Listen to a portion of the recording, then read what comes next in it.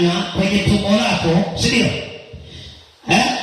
Inabidi apambane na wewe mpaka akupasue kwa kisu.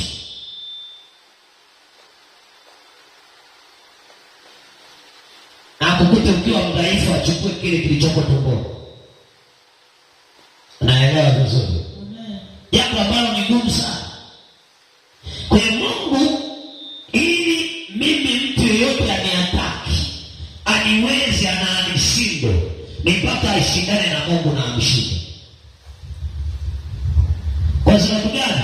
Kwa sababu Mungu amenimeza mzima mzima kwa ajili ya faida, kwa sababu si kwa ajili ya faida, kwa sababu ninawapa faida watu wengi kwenye ulimwengu huu. Kama wewe sio wa faida kwenye ulimwengu huu, Mungu atakuvuna mapema iwezekanavyo, kwa sababu anasema mimi ni mzabibu. Yesu anasema mimi ni mzabibu na Baba yangu ambaye ndio Mungu ni mkulima.